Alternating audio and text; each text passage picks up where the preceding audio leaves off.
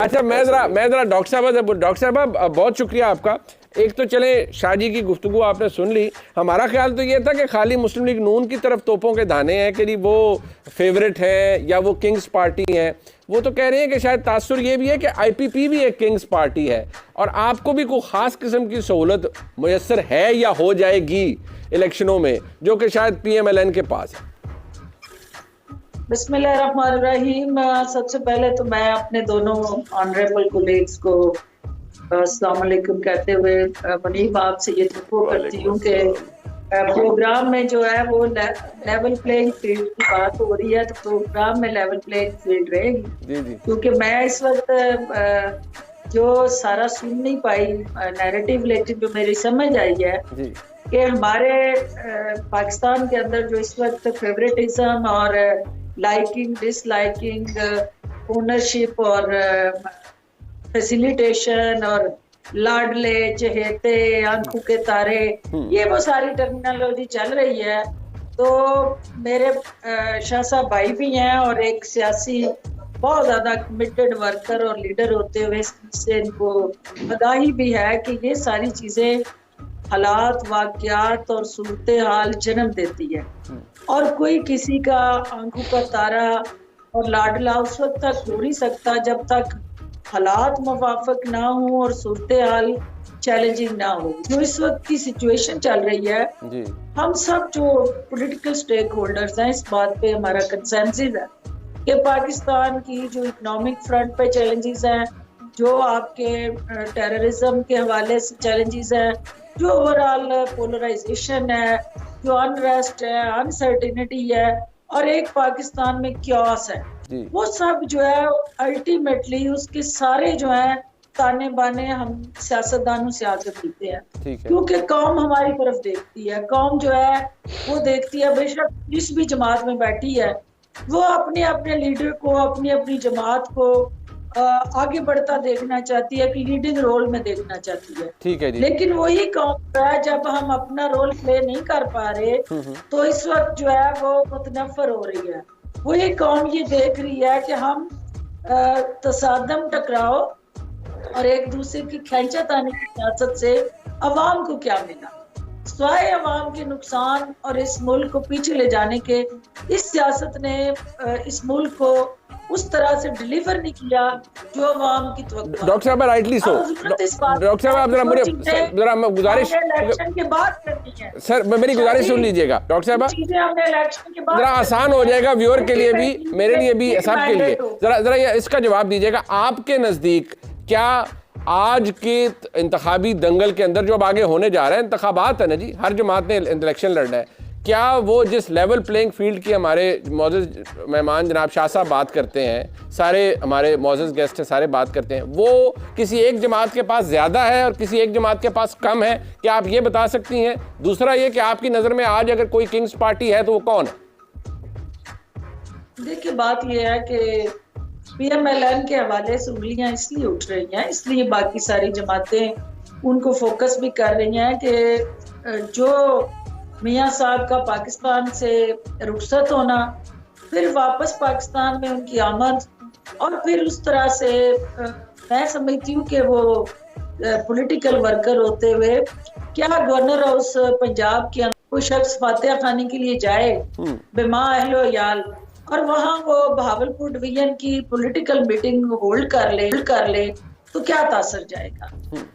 दारू का abuse, misuse of power and abuse of authority, जो हमारा कंडक्ट है वो रिफ्लेक्ट हो रहा है, जिसकी वजह से लोग जो हैं वो ये ताने बाने जोड़ रहे हैं। तो आप तो नहीं जोड़ रही ना, लोग जोड़ रहे हैं। डॉक्टर साहब आपकी नजर में है PMLN किंग्स पार्टी? आपकी नजर में Kings party, Kings and queen's जो है ये इस मुल्क के अंदर वतीरा रहा है, कोई किंग होता है कोई क्वीन होती है, लेकिन देखना ये है कि वो अवाम जो है जिनके लिए किंग्स बनाए जाते हैं वो रियाया ही रहती है। आज भी वो किंग्स जब किंग्स की शक्ल में पाकिस्तान में मुसल्लत होते हैं तो अवाम पे रियाया बन जाती है और अवाम को फिर हाँका जाता है और जो अवाम के राइट्स होते हैं वो एक जदोजहद के बाद लेने पड़ते हैं। अच्छा ठीक है। और अगर हमने किंग्स का कॉन्सेप्ट लाना था इस मुल्क में, और इस पाकिस्तान की और बड़े सगीर ने तो बड़े जदोजहद के बाद उस अंग्रेज से आजादी हासिल की थी जो किंग्स और डॉक्टर साहब आप बसात एहतराम, ये कोई पहली दफा थोड़ी हो रहा है, ये तो हर दफा होता है, कोई पहली दफा थोड़ी। 2018 में भी कोई किंग बन के आया था और उनको भी लाया गया, फिर जारी बात है वो प्रोजेक्ट फेल हो गया और फिर वो वाइंड अप हो गया। तो ये तो कौन सा हमारे मुल्क में कोई पहली दफा हुआ है। लेकिन क्योंकि आपका मौक़िफ़ अपनी जगह मौजूद है, मैं जरा रांझा साहब से पूछूं। रांझा साहब ये एड अप कर ले आप। जी जी, ये सारा जो भी सिचुएशन जन्म लेती है, हालात उसमें अनयूजुअल होते हैं। ठीक है। जो हमारे पॉलिटिकल जितनी भी हमारी सियासी जमातें हैं, जब वो डिलीवर नहीं करेंगी, जब वो पॉलिटिकल लीडरशिप पे गैप क्रिएट करेगी, जब सर्विस डिलीवरी जीरो होगी, गवर्नेंस के चैलेंजेस रहेंगे, ठीक है, तो फिर कोई ना कोई डॉक्टर साहब वो तो यहाँ तो इलेक्शन से पहले ही बहुत कुछ हो गया ना, यहाँ तो इलेक्शन से पहले ही बहुत कुछ हो गया। ठीक है, अब वो आप डिलीवर करेंगे जब इंतखाबात जीत कर आएंगे। लेकिन यहाँ तो इंतखाब से पहले एक सवाल है ना कि कौन सी जमात इंतखाबात फेयर तरीके से जीत कर आएगी, किस जमात को गैर मामूली सहूलतकारी मिलेगी। राना साहब ये चीज़, ये तासुर है, शाह जी कहते हैं कि ये तासुर मौजूद है, फिरदौस आशिक कमान साहबा फरमाती हैं कि ये तासुर मौजूद है। और फिर आप जब गवर्नर हाउस में जाएंगे, वहाँ से अपनी पॉलिटिकल मीटिंग्स मियां नवाज शरीफ साहब फरमाएंगे, तो उससे तासुर ये होगा कि आपको गैर मामूली सहूलतकारी मिल रही है। तो ऐसी सूरत हाल में कोई फेयर प्ले नहीं होगा इलेक्शन में और आपको एक एडवांटेज होगा।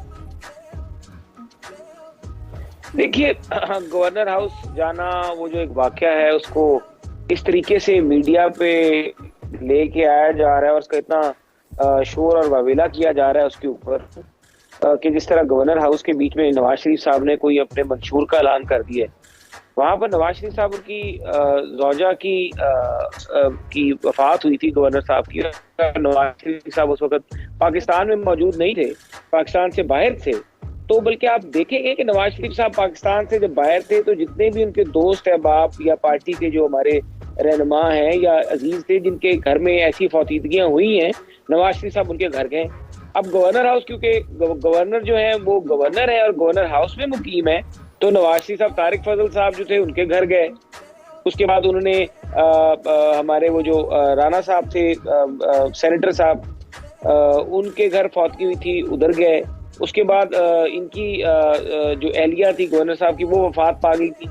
जाहिर है उसको उसका अफसोस करने उन्होंने था, और जब वो अफसोस करने के लिए गए हैं वहां पे, तो आगे अगर उनके गवर्नर साहब के अपने कोई अजीजों अकारब रिश्तेदार, कोई खानदान है, उसके अगर फर्द अफराद वहां पर बैठे हुए, तो उसको पार्टी मीटिंग कह देना या उसके ऊपर नवाज शरीफ साहब एक सियासी शख्सियत है, उनसे अगर कोई सियासत पे सवाल होगा तो सियासत का ही जवाब देंगे, चाहे वो किसी अफसोस पे गए हों। ये तो कहीं पे कानून में नहीं लिखा हो गया अगर आप किसी के फातिहा पे जाते हैं तो वहां पर आप सियासी गुफ्तगू नहीं कर सकते अगर आपसे कोई सवाल हो। आप तो ये तो मेरे ख्याल से बहुत ज्यादा फार फैच इसको किया गया है और वो एक तस्वीर का रुख दिखाने की कोशिश की जा रही है।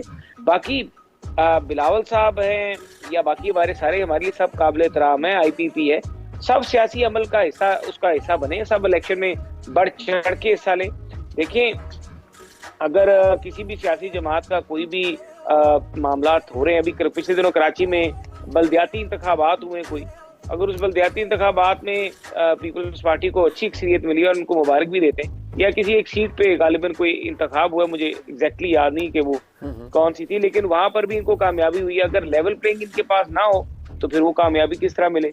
तो ये कहना बहुत ज्यादा आगे जाने के, मेरे ख्याल से हमें इस सियासी अमल को सारी सियासी जमातों ने और खास तौर पे पाकिस्तान पीपल्स पार्टी ने पिछली अदम एतमाद में एक बड़ा रोल प्ले किया और एक सिलेक्टेड जो हुकूमत को मिलके जिस तरीके से खत्म किया गया, ये पाकिस्तानी कौम को पता है जी कि नवाज शरीफ साहब के साथ क्या हो। नहीं, राना साहब एक बात, ये में से बाहर किया गया। राना साहब आपको बार बार ये कहा जा रहा है, खैर वो अलहदा बात है कि शाह जी ने कहा कि आप लोग, वो कहते हैं पता नहीं क्यों वो किस दाढ़ी में तिनका ढूंढने लग पड़ते हैं, वो कि मैंने कहा ऐसा शायद नहीं है, क्योंकि बिलावल साहब ने तो कहा कि जी नए सिलेक्टेड ना बनाए। अब नया सिलेक्टेड कम से कम जितना मैं समझ सकता हूँ बिलावल भुट्टो जरदारी साहब की सियासत को, उन्होंने IPP की तरफ तो नहीं कहा, उन्होंने मियां नवाज शरीफ साहब की जमात पाकिस्तान मुस्लिम लीग नून को कहा कि इस्टेब्लिशमेंट को नए सिलेक्टेड नहीं बनाने चाहिए। तो क्या आप इस लेबल के साथ इंतखाब जीत कर आएंगे कि आप नए सिलेक्टेड हैं?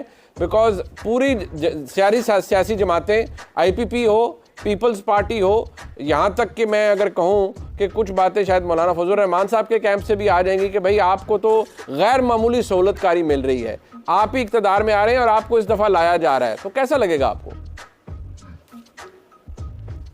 देखिए मुनीब साहब, जहाँ तक इंतखाबात का सवाल है, हर हल्के में उम्मीदवार मौजूद है और सहूलतकारी क्या, देखें, एक पाकिस्तान पीपल्स पार्टी का स्ट्रक्चर पंजाब की सियासत में उस तरह से नहीं था। पाकिस्तान पीपल्स पार्टी का स्ट्रक्चर जो ज्यादा मौजूद है वो आपको साउथ ऑफ पंजाब में, वहाँ पे इनकी कुछ सीट्स हैं, वहाँ पर नजर आएगा।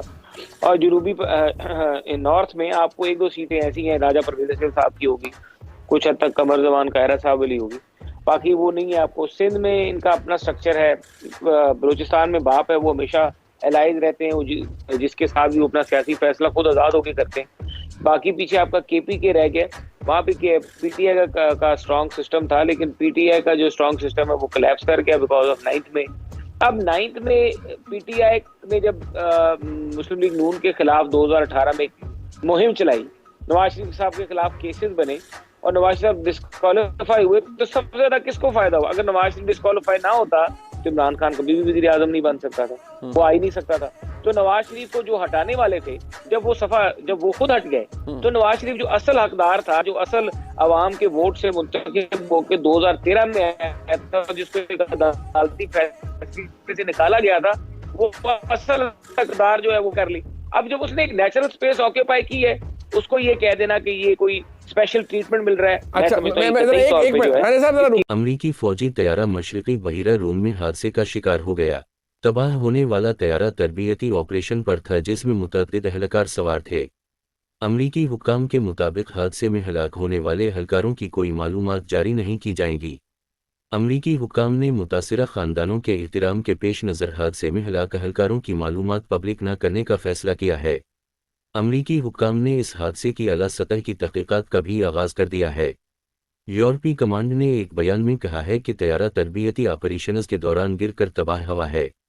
बयान के मुताबिक तैयारे के गिरने की वजूहात के बारे में तहकीकात की जा रही हैं। फ़िलहाल किसी तखरीबी कार्रवाई का कोई सबूत नहीं मिला। अमरीकी यूरोपीय कमांड ने अपने बयान में कहा कि मुतासिरा खानदानों के एहतराम में तैयारे के अमले के बारे में कोई मालूमात जारी नहीं की जाएंगी। फौरी तौर पर यह वाज़ेह नहीं हो सका कि तैयारा किस फौजी सर्विस का था। दूसरी जानिब अमरीकी फ़िज़ाइया ने इलाके में इजाफी स्क्वाड्रन्स भेज दिए हैं और तैयारा बरदार बहरी जहाज़ USS जेराल्ड आर फोर्ड भी मशरक़ी बहिरा रूम में ही मौजूद है। हुक्काम की जानिब से यह भी नहीं बताया गया कि तैयारा कौन से कस्म का था और कहां से उड़ रहा था। ताहम अमरीकी फ़ौजी बयान के मुताबिक तैयारा गिरने के हादसे में दुश्मनाना सरगर्मी के कोई इशारे नहीं मिले।